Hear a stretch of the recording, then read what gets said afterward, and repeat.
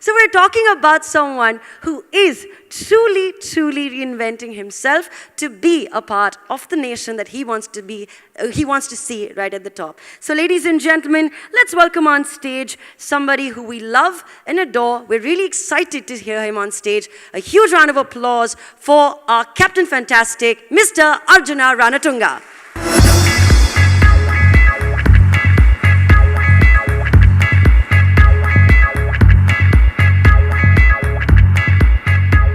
Thank you, sir, for joining us this morning.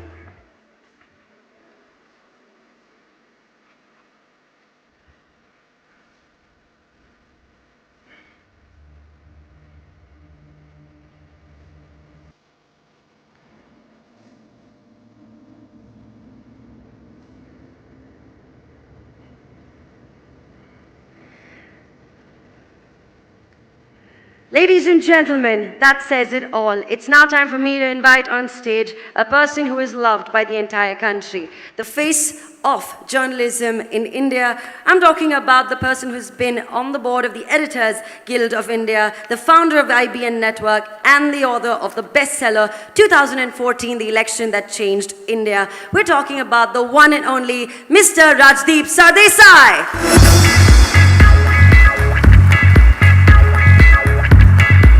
I've been told, sir, when you are not in conversation with the geniuses of the world, you yourself are playing cricket. Playing cricket and being good at cricket is two different things. And that you can find out. Thank you, ladies and gentlemen, for having us here in Goa. And as you can see from the difference in dress code, you know who's the journalist and who's the politician here. But looks can be deceptive with Arjuna Ranatunga, as you saw on the cricket field. And many opponents of Arjuna Ranatunga found that under the seemingly benign and rather expanded exterior lurked one of the finest cricket minds that the world has ever seen. Let's give him one more round of applause to just rev him up, because he's come in at 3:30 in the morning. So while some of you were partying, he was taking a flight. But I'm going to start with two parts of your life, Mr. Ranatunga. One is we can start with the celebratory part, or we can start with the controversial part. And somewhere the two are linked. But I want to start with the celebratory part, because we're going to talk leadership. Sri Lanka, a country of 21 million people, wins the World Cup in 1996, at a time when possibly no one gave you a hope in hell. What was it that enabled a country which at that time was going through civil war, as was pointed out to me this morning, a country that was facing terror attacks, suicide bombers, was a country where other countries didn't even want to come and play cricket, actually become the world champions? What did it take? What to your mind was the turning point from a leadership perspective that enabled a country that was at the crossroads to win cricket's biggest title? If I have to be very honest, I always wanted to pick 14 good cricketers, not the cricketers, not the talent, cricketers who will give their life, give the commitment, and have the dedication to the country and win. These particular 13 players, apart from me, when I picked, apart from Aravinda De Silva, who was, I still feel he was the best batsman produced in my country with Roy Dias, we never had stars. We picked 14 players who were committed for a cause. Like what you said, we were under a lot of issues. The country was struggling very badly with the civil war we had.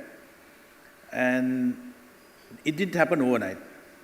It was more like we planned to get through to a semi-final in a World Cup, I will say about 1.5 years back, when I planned to get 20 players.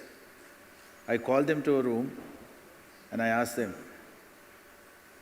are we going to stick together to go and win this World Cup?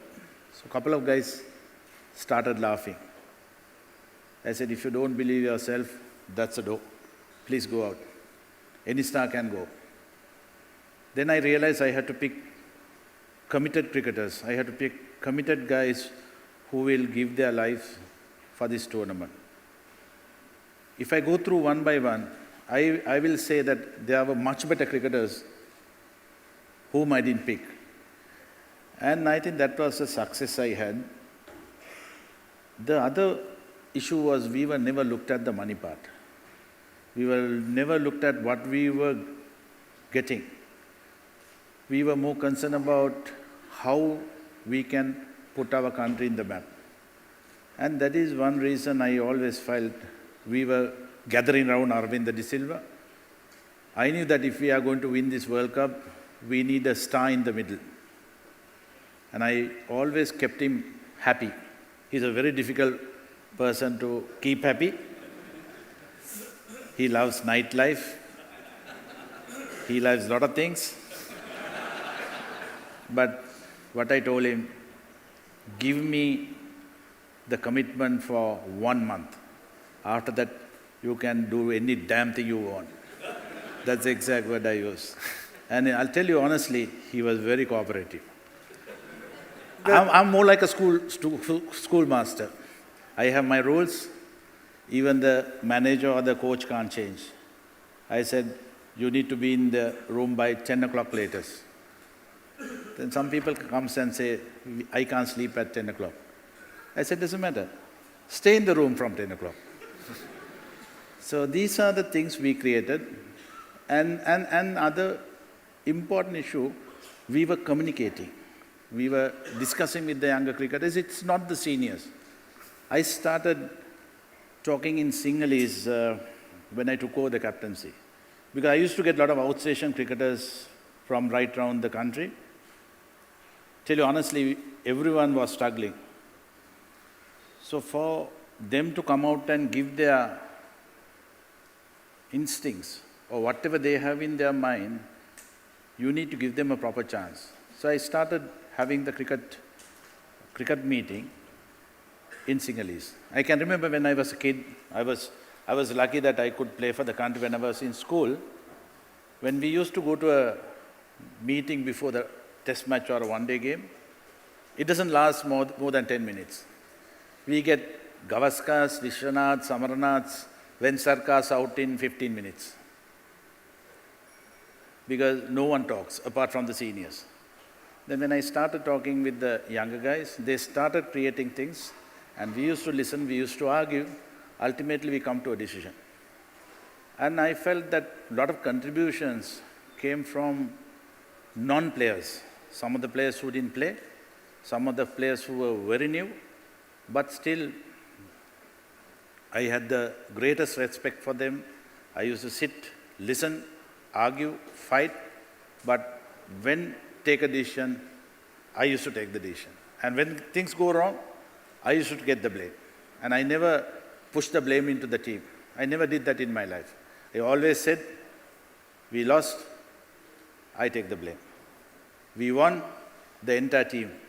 That's something I created when I took over the captaincy.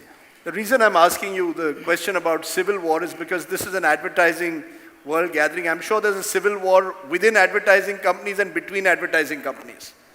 More often, I presume, even within advertising companies. So you seem to use the word commitment, you seem to use the word getting people with different skills, different talent sets to put one goal, to work towards one goal. How easy was that, given the fact that people come from diverse backgrounds, people have their own ambitions?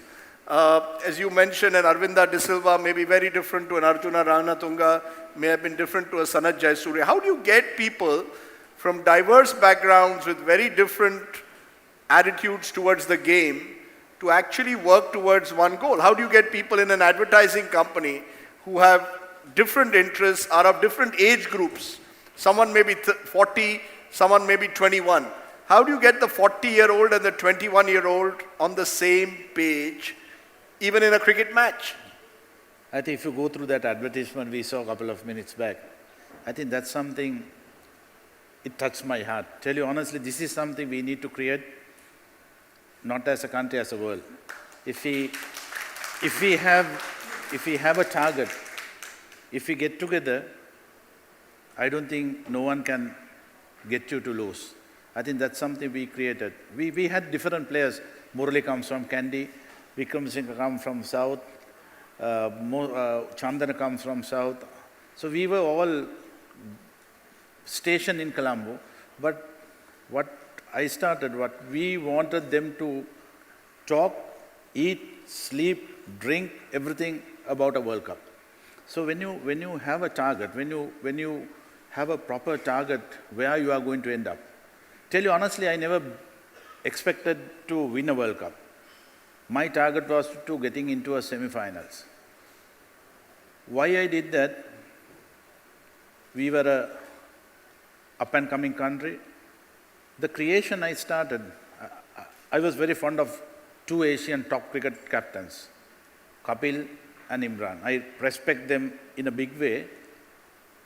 When I played my first World Cup in '83, India won a World Cup. Then 91, Pakistan won a World Cup. The entire thing was created by the two leaders. Then I started telling myself, if India can win, if Pakistan can win, why can't we win? That's something we were trying to give the message to the other cricketers. There were cricketers who was trying to laugh, who was trying to say negative things. And that is one reason it took about 1.5 years for me to pick a side who are so committed to go through this World Cup. But the role of the leader, there was the final against Australia in Lahore. And there was a moment in that final that typifies perhaps the kind of person you are and perhaps the kind of leaders that the subcontinent throws. Shane Warne bowls a full toss. You hit it for 4 and then you stick your tongue out at him. I hit it for a 6. You hit it for a 6, okay. But, for a subcontinental captain on the world's biggest stage to hit the top bowler from the other side with whom you didn't have a great relationship, you hit him for 6 and then you stick your tongue out at him, right? Was that again deliberate to get under the skin? How important is it for the captain in a sense? Because we hear the captain must set the example. Now others will say, what kind of a captain is this who sticks his tongue out at the other side? Is the captain supposed to be this aggressive individual who thereby by personal example either gets under the skin of the opposition or tells his own guys that, look, no one on the other side is a holy cow. You can get under their skin. Tell you honestly, I'm not really sure whether I put my tongue out. I've seen the video. I mean, unless it was someone else, but it was you. But the issue is, with my size, I pant a lot. So that is the reason I don't run between the wickets. I walk between the wickets. No, these are jokes. That's right. No, but you used to walk between the wickets. The issue is, it didn't start at the match. It started before the World Cup. It was created by some of the Indian journalists. Tell you honestly, I'm very good with Indian journalists. This is something I might have told in different stages, but there was these 2 journalists came to see me after the Indian one-day game. After we won against India in Calcutta, before we went to Lahore, they came and sat with me and they said, we are coming to meet you day after as soon as the next semi-finals is over. So both came to my room in Lahore. They came and said, they called me Rana. They said, Rana, you need to create something. You have to give Australia a shot before you start. So I asked them, what sort of a shot? No, at the press conference, I will ask some questions about Shane Warne and War Brothers. I said, okay. So then I knew that I need to start the war. So this guy, there were more than 300, 400 journalists. So I was alone at a table. So I knew these 2 guys were seated. So I was supposed to say, okay, what's your question? What's your question? So these are the creations. So as soon as this started, I went at one guy straight away. What is your question? I said, what do you think about Genemu? I said, he's a mediocre bowler, highly rated in their country. So he said, do you think that he's a match winner? I said, no, not with us. Then he said, thank you, sir. Then there was another guy asked a question, I answered that. Then I said, you. So he said, the two War brothers. I said, they are also mediocre cricketers. We have better cricketers in Asia, but our media doesn't give that prominence. Then he said, thank you, sir. Those journalists must have been...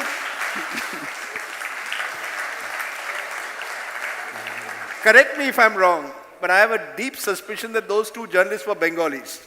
Were they? Because Calcutta journalists have this ability to choreograph these things over the years with cricketers. Is that true? I don't know where they come from, but they are very good friends, tell you honestly. So was that part of a deliberate attempt? And is it important, therefore, for a captain, particularly in the subcontinental context, to be aggressive? That there is no space for the low-profile, slightly more timid captain. I was with Saurav Ganguly recently, and he spoke about how he kept Steve Waugh waiting for the toss for 10 minutes before every match just to get under his skin. Is it important when you're playing a team like Australia, which is aggressive in its instincts, to show that you can meet aggression with your own aggression? Yeah, they do that to us. When we go to Australia, from the airport, they push you down. Sometimes they used to open our bags, check our boots, whether you have dust or dirt in the boots. It has happened to us.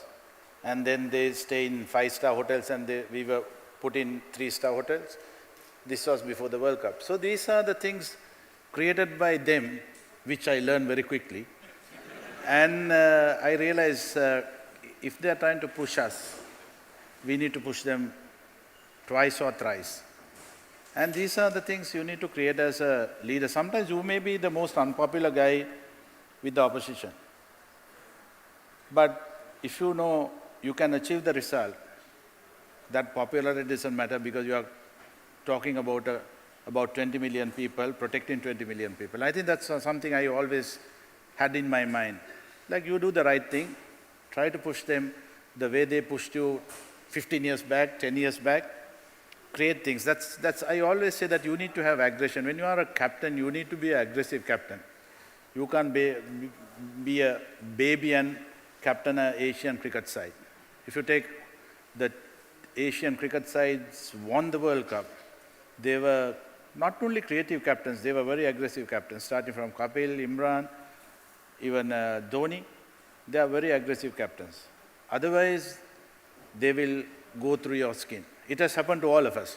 But how far do you carry that aggression? You went to a match in Australia and actually led your team off the field, protesting against the fact that an Australian umpire had called Muralidharan a chakka. You actually took your team off the field, went to the boundary line, were prepared to walk out of the match till you were finally called back. Can you take aggression beyond the point? Wasn't that stretching it when you take a team, virtually threaten to abandon a cricket match? Or do you believe that also is important to send out a message that you're defending your own player who's been targeted by an Australian umpire? I think I'm a very good learner. I study all the rules, so I know where I can end up. If I do the same thing now, I might have get suspended for maybe a year or two. But at that time, we never had so-called really strict rules. And what I was trying to create, I was trying to tell the world, this is unfair. I took the team out, and I told the team to stay inside the boundary line. Because I knew that if all of us go out, they can abandon the match and give the match to Australia. So I kept 10 of them inside. I went outside, created an issue, created a story, created more like a Bollywood film, and came back. Why we did that? To show the world they are very unfair. And we came back, we started playing, and ultimately Murali could go and win the like he got the final run. So, sometimes when you feel that your players are treated badly, you need to take very strong decisions. It won't be the most popular decisions. I can remember one of like this was about 4 or 5 months back. I used to go out in Sri Lanka to do coaching assignments. Like I do once a month, I go out, help rural areas with some of the coaches, and I ask some of these younger guys to ask questions. This younger boy from Trincomalee, it's in the east, said, "Sir, I haven't seen you playing cricket. My father wanted me to ask this question about this particular incident, whether I am happy what I did." I said, yes and no. I don't want the younger guys to do the same thing. But when you are a leader, you need to create things and you need to know where you will end up. And if you know that, if you know the rules, if you know the regulations, and you need to know whether you can stop at one time. And you need to create that from your own mind. And that's something I did. I'm just wondering whether, therefore, a captain in the subcontinental context has to be a bit of a politician, on and off the field. You're already a politician now. But even when you were playing cricket, it appears that there was a politician in you. You choreograph interviews with Indian journalists to get under, which you've told us now. You walk out of a cricket field with, again, choreographed to again create a story. These are the things politicians do. These are not the things that we expect from the so-called gentleman's game. So do you believe this whole notion of gentleman's game is a lot of bull? And the fact is that, particularly in the subcontinent, you've got to be a bit of a politician to actually become successful.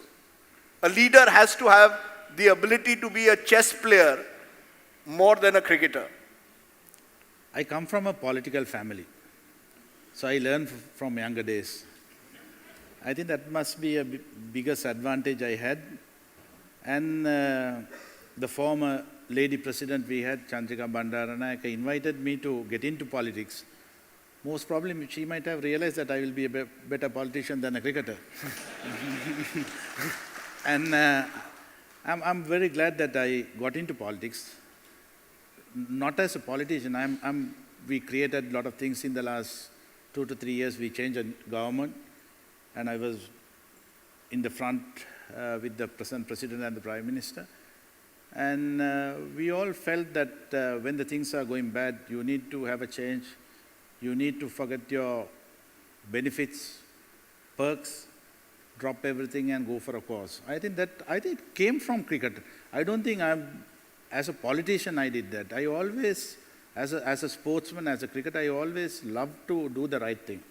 I know that I might have done a lot of things to create unhappiness for not to the Asian cricket teams, but some of the Western cricket teams. And it doesn't hamper my credibility or anything back home. But which is more difficult, captaining a cricket team with 11 individuals or being a minister in a government where, look, everyone has a view about how politics should be run, possibly in Sri Lanka. Everybody possibly has a view as to how the cricket team should be run. But what is more difficult, winning a World Cup or actually ensuring policy change in a country as a leader? What's been more difficult? I think politics. I think being a minister is one of the toughest assignments I go through. Port is one of the biggest or the most corrupt organization in the country. You're the Minister for Shipping and Ports. Absolutely. And when I took over, from the minister to the chairman to the laborer, more than 90% people are corrupt. So when you try to change things, it doesn't help you. But that is something I love. I love challenges. I wanted to have challenges in my life. And I always say that I love to go on bad roads, not on the highways. When you go on the highways, you sleep, you don't know where you will end up.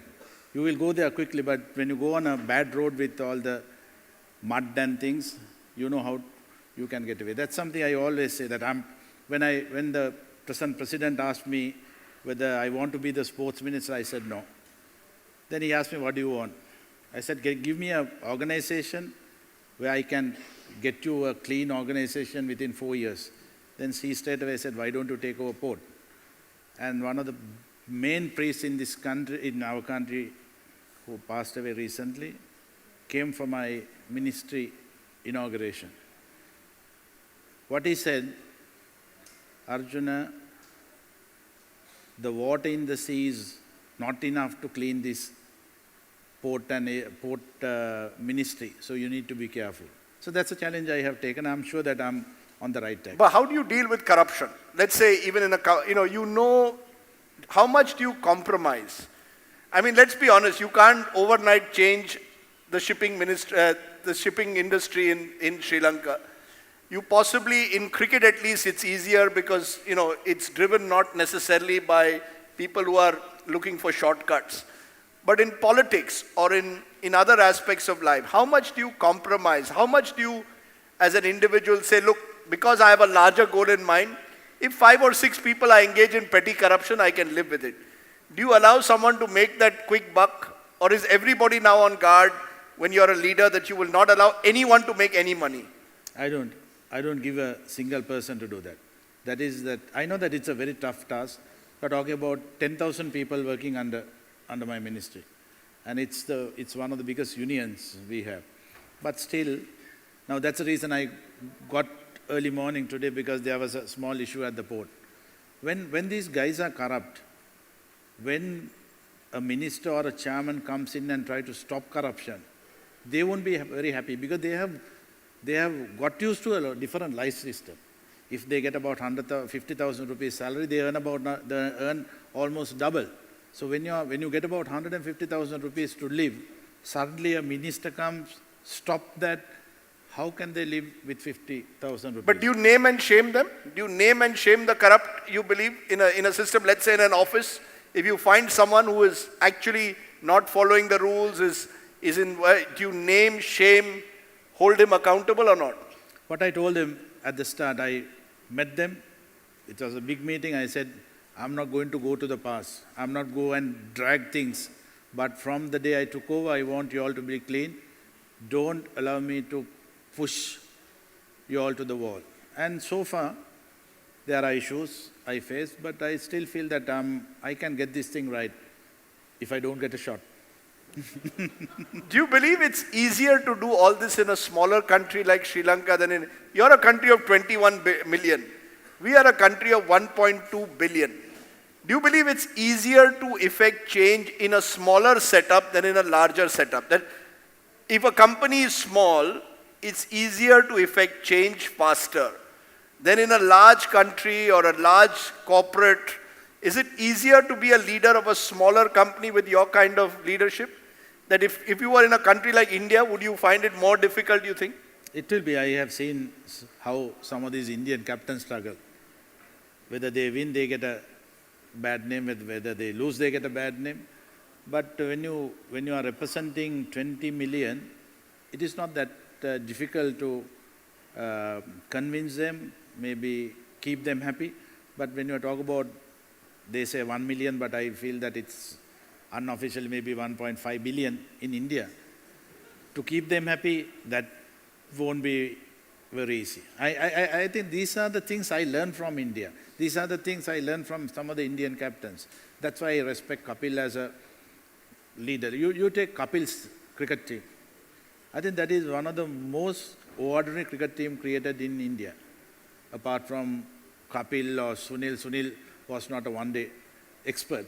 But I think most of these cricketers were committed to win something.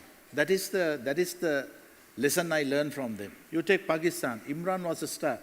Wasim Akram, all these guys were very young.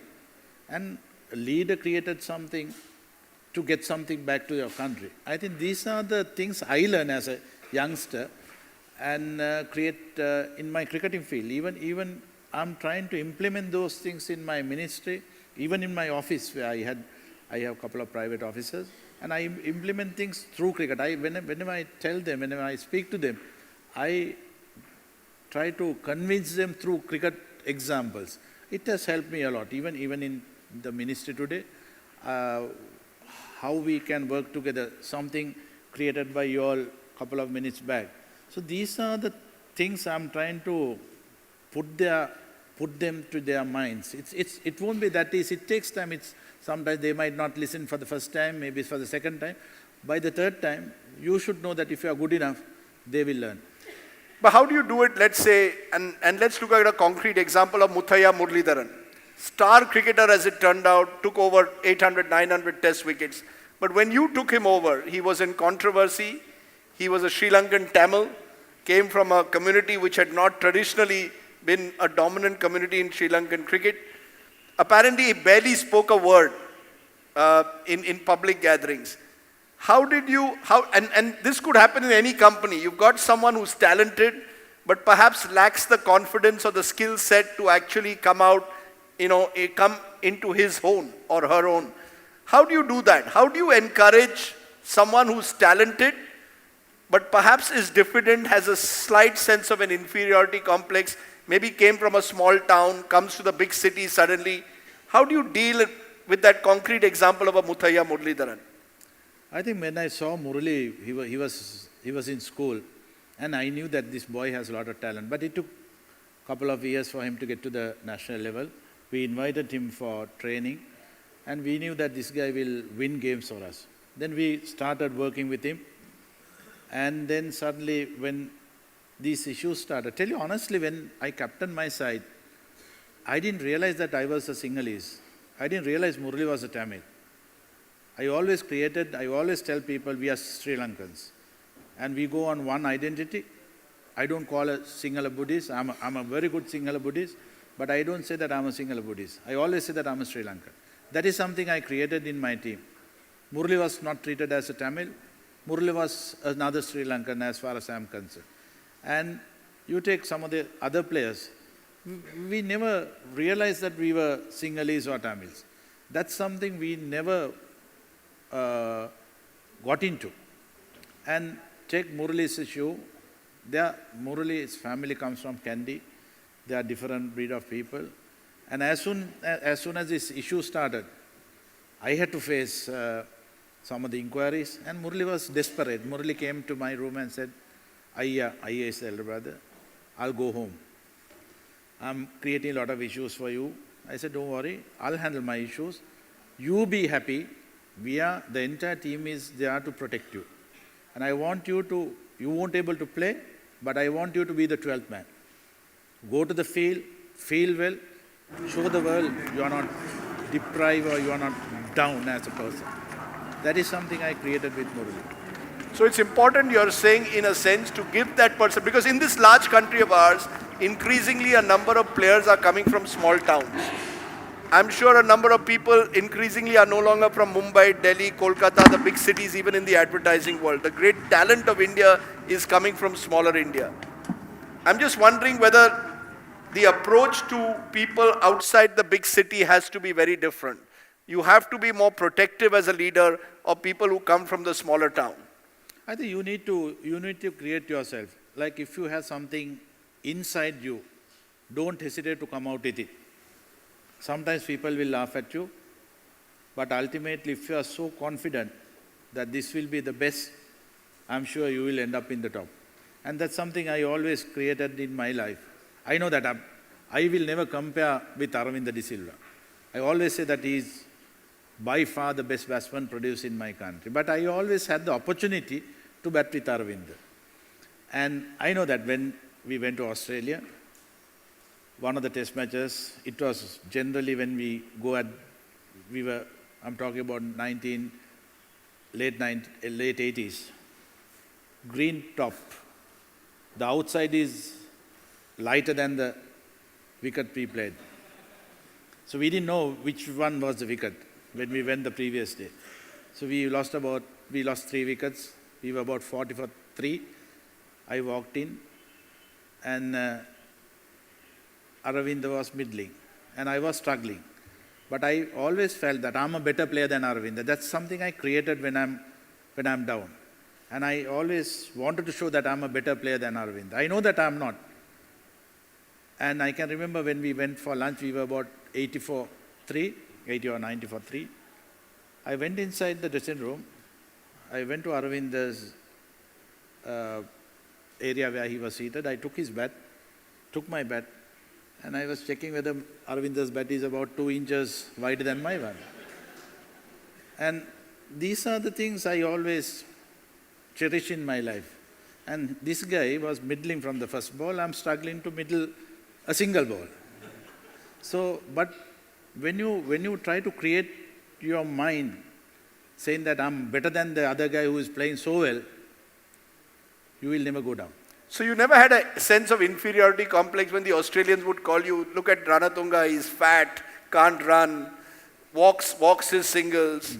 Was that actually a motivation? Did you ever think like, let's say a Virat Kohli now does a no carbs diet. Did you ever think in your life to have a no carbs diet? That, these Australians are calling me fat out there. I'm going to change the way I am. I'm going to become thin. I'm going to change the way I look, I play the game. Or you were happy in your, dare I say, rotund self? I was not bothered about my size. If my wife doesn't have a problem, why should I worry about anything?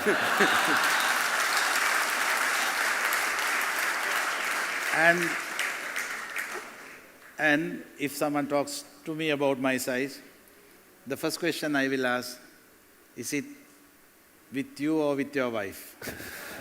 And it stops straight away. It happens to me in the fields, and they used to tell me a lot of things, but I used to create issues, and then whenever I play the next ball, I'm totally cleared. It's clear like pure water. I argue with people, but when I do my job, I don't keep it in myself. That is something some of the new players are doing. You fight with the opposition, then when you are trying to bat the next ball, you are trying to get the same thing into what you are doing. That's the failure part. But as far as I'm concerned, I know how to handle pressure. I was lucky that I'm sure that someone on the top might have given me that blessing, and it has helped me a lot as well. Before I come to the audience question, and I'm going to ask the organizers to get this, to get the iPad going so that we get the questions. I just want to ask, you said someone from the top perhaps taught you about the art of handling pressure. You are a good Buddhist. I'm just wondering whether Buddhism has a role in handling pressure. I've often wondered whether Buddhism brings a certain calm to people like Arjuna Ranatunga, or to, indeed, I see it with the Kumar Sangakkara, Mahila Jayawardene. There seems to be a calmness about Sri Lankan cricketers over the years, by and large. Despite all your controversies, all the things that you got into. Is there something about Buddhism that you would tell us that we maybe should learn something from the Buddha when it comes to handling pressure or staying calm? Yeah, it has helped me a lot. Even up to now, I have a lot of top priests I go and speak. Even on my playing days, whenever I struggle, whenever I'm going through pressure, I don't want it to have an issue at my home. I discuss a lot of things with my wife, but there are areas when I'm so under pressure, I used to go to some of the top priests who are still very friendly with me, who were friendly with me, maybe passed away, sit with them, discuss. And it has helped me a lot. I do a little bit of meditation, and it's not only the Buddhism. I think if you take all the other religions, if you are a good Buddhist or a Catholic or a Hindu, there are areas where you can sort out your issues. I think it has happened to me as a Buddhist. I'm sure that that's why I always say that there can be Hindus here, there can be Christians or Catholics. Like you go through your religion, there are enough good areas where you need to learn, you need to observe, you need to admit that you can get into a different level with your religion. Okay, let me take 5 questions. The first one is from Vibha Goyal of Mindshare, who says, what is your take on smaller cricket format like T20? Do you enjoy T20 really, or would you find it too fast-paced? Tell you honestly, I'm not a great 2020 fan. I always compare 2020 and Test cricket as, sorry that I had to say Maggi noodles, I don't want to say Maggi noodles, but it's like very quick, not healthy, but filling.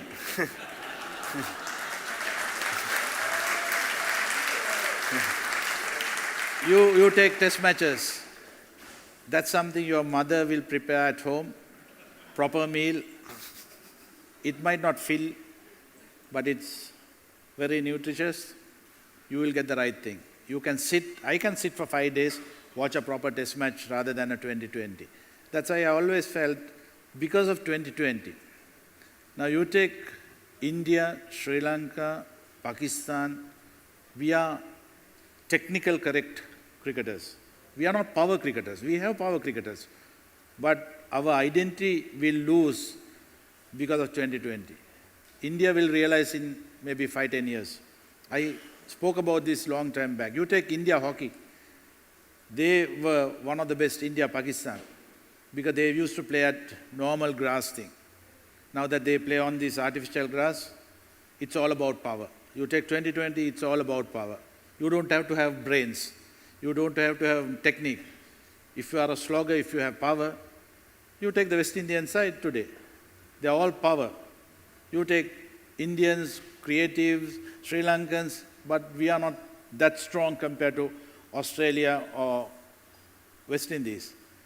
So behind the walls, they are creating another sort of cricket for them to go to the top. You take India, Pakistan, Sri Lanka, we are so talented in creating things, but not the Western world. They are so powerful. So I'm sure that the filling noodles will realize in a couple of years' time. Let me ask you the next question, which comes from Ambi from FCB, who asks, the challenge of leading a team of a country in conflict. What are the top 3 lessons that you would give of leading a team of a country in conflict? What I did with my players, I used to listen to them. I used to respect them. If you don't respect your players, you don't get respect back. And I always wanted them to create their own identity. I will never stop them creating their own identity. I love to listen to them. I always say that you need to be self-confident. If we have anyone here who will be negative thinking, I can't do this, then don't ever go into the industry. If you are a cricketer, I always tell younger cricketers, you should have a mind, you should have a plan, you should create yourself saying, okay, I'll play for the country one day. It might not happen, but at least that you have a target. It's a very far target, but if you don't have a target, you will be isolated, you will end up, I don't know, nowhere. At least that if you have a target, even if you go close to the target, you can be happy, at least that I was trying to achieve, but I got very close, but I couldn't get through. If you don't have a target, you will struggle. Tina from Kinetic has an interesting question. Do endorsements affect a player's performance? Should players be doing so much of advertising? Should they be doing, do you believe that the marketing of a cricketer, the branding of a cricketer actually ever affects his performance? I don't know how many advertisements you did. I didn't do a single ad. You know why? I'll tell you this story. When I played my first test match, I was 18 years old. I was in school. As soon as my first test match was over, one of the leading companies, a friend of mine who was the boss, spoke to me and said, "We love to have you as in a commercial." I said, "I don't know anything about it. Why don't you come and ask my mother?" Then he said, "Okay." We fixed a time. This guy came to my place. My mother gave him a cup of tea. So he started talking about money, coming on TV. So my mother, she was a teacher, graduate. Listen, I saw him talking, I saw her listening for about half an hour. And soon after that, the last question he asked, "So Mrs. Ranatunga, can we have your son?" The answer was, "Sorry, Michael, my son is not for sale." That's the answer my mother gave. Then the same day night, I was sleeping, and she came to my bed. She asked me whether I'm sleeping. I said no. Then she asked me, "Do you want to do this ad?" So I said, Amma, I'm confused, I don't know. Then she said, I'll tell you something. Don't ever sell your talent or your body for money. These are the things my mother told me. And even after winning the World Cup, I was offered $1 million ad. And I told that guy, go and convince my mother. and Not the easiest story to be telling a gathering of marketers and advertisers. Absolutely, I know it is. But I don't have a problem if they don't create, like there are players who are keen on getting into ads, maybe sacrificing their cricket timing, practice timing, family life timing. It can create issues, but earning money through a proper ad, I will say a proper ad. You need to identify what you are good at. Don't take me wrong. Don't go and do toilet ad to earn money. If I'm going to do, I have done 3 it's not advertisement, charity advertisements for polio, one of the polio issues. Then we never had a MRI scan in my country, in the general hospital. So when this doctor came and asked me whether I can help to do advertisement and collect funds, and I said, okay. And I did ad for that. We collected money. We have a MRI scanner. I'm sure that we have enough in the country now. I'm talking about, I think mid-90s. And even recently I went to this hospital. And outside this MRI scanner, there's a plaque. My name is there. That's the happiness I get. I might have lost a lot of money without going into ads. But some of the things I created, when I go through that, and this patient came out, and this doctor said, because of so and so only we got this. And this lady went on her knees and worshipped me. These are the things keep me going. I think, I know that money is very important, but as far as I'm concerned, the principles should be kept in front. So no one in this crowd can come to you and offer you an ad, right? They can, but they have to go and convince my mother. I'll tell you, that's the most difficult thing in your life. Because I was surrounded by 3 women. Who were the 3? Don't take it wrong now, right? One is my mother, for 52 years up to now. One is my wife, about 27. And the worst, the daughter. For the last 26 years, she controls. So because of that, I always say, if you can convince these 3, I'll do anything. Okay, this is a question from Abhinay Bhasin of Carrot Media Services, who asked a question to me, but I'll try and bounce it off to you. Rajdeep, if you were to relive your life, would you be a journalist or a cricketer? I think it's a non sequitur, because I would love to be a cricketer. The problem is cricket needs talent, journalist doesn't. So I mean, it's as simple as that. Wherein a journalist doesn't need talent, but a cricketer does. Do you believe that a politician doesn't need talent, but a cricketer does? That actually cricket is truly meritocratic in the subcontinent particularly. You can only play for your country if you have talent. You could become the Prime Minister of Sri Lanka without talent, true? Absolutely right. You don't need any qualifications. Even in Asian countries, if you have money, you might end up as a Prime Minister in a country, but not as a cricketer. You need proper talent to get to an Indian cricket team or a Sri Lankan cricket team. We have politicians back home, not even GCA O-level pass, not even family background, but they have money. And they are in the parliament. You think education is important? You think that you need educational qualifications to be a politician or a MP or a minister? Because it's a controversial issue in this country. Do you think it's necessary to have education qualifications to be a minister or a prime minister?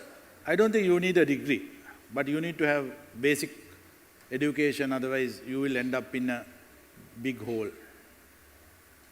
Okay, that's an interesting question, because I'm going to raise the question which perhaps is the one that should get the prize today. It's a rather complicated question. It's asked by Alok Gupta of Goafest Ads, who says, you said that one has to stand up on gut to give results and prove a point. What are your thoughts on Mr. Modi then doing the same in this country against a hostile media, opposition, cartels, and even within the BJP? I don't know how much do you believe that, do you think Mr. Modi is a definition of a good leader? Absolutely. Tell you honestly, I watched him, I still watch him, and I learn a lot of things from him. I started as a politician. He doesn't have a degree. He didn't go to any college. That's why I'm wondering whether you need a degree in life more than a degree in a college. No, I'm not a great believer that you don't need degrees to do anything. That's added qualification you will have in your certificate. You will be more practical, walking on the road, meeting people and get their ideas rather than get to an air-conditioned room with a degree. They hardly know anything. But people who are better politicians used to be with people. I'm sure the way he has created Gujarat, we have gone through this. I have met him only once or twice, but I have a huge respect for him, the way he is trying to create a new India. And he has created a Gujarat, and I'm sure that we have a same sort of a leader back home, who come from a village, father was a farmer. Generally, we don't get people to the top when you come from ordinary families. But the new president, who we brought him to power, come from a village, come from a family of farmers. His father is a farmer, but he's trying to create a new Sri Lanka for us. I think that's the happiness I have as a politician today. I have two leaders. One is the President Maithripala Sirisena, who loves this country. Then we have another Prime Minister, Mr. Wickremesinghe, who is very talented, very intelligent. He has a vision. So we have two top leaders working, two main parties. It has never happened in this world. The two main parties got together, form a government for the next 4 years to try and sort out some of the problems we couldn't sort out for last 50, 60 years. So you're suggesting that Rahul Gandhi and Narendra Modi come together and form a government in India? I'll tell you that might give a huge advantage for India, not for the individuals. I don't know whether it will happen in India, but we created that in Sri Lanka. You never know, it can happen. We will leave that to another day and another time. But I want to ask you one final question, which is put by Rajkumar of 5th Estate, who asks, who do you feel is the best captain leader in today's cricket scene? Tell you honestly, I hardly watch cricket I still feel Dhoni. I have a huge respect for Dhoni as a leader. And in the recent past, I felt Mahela Jayawardene was a very creative captain. Then New Zealand, Vittori was a very creative captain. Tell you honestly, the present lot, I haven't seen them captaining. And in my cricketing life from 80s to 99, the best captains I went through, I will say Imran, Kapil was the two I always respect. And I'm surprised that you keep saying Kapil Dev and have not said Gavaskar even once. No, I'm not saying this because I thought, but I mean, you played with both. And you seem to believe that Kapil Dev, to your mind, was a better captain than Gavaskar, which is rare. Most people would put Gavaskar ahead of Kapil Dev. Gavaskar was one of the top... As a captain. Okay. So, okay, outvoted by this audience. So I don't have to answer that. Thank you. No, I'll tell you. Sunil Gavaskar, I respect him as one of the top cricketers I have seen in my life. So technically correct, top cricketer, but as a captain, if I have a choice to pick someone, I'll pick Kapil as a captain. Okay. But ladies and gentlemen, it's been a pleasure and an honor listening to Arjuna Ranatunga.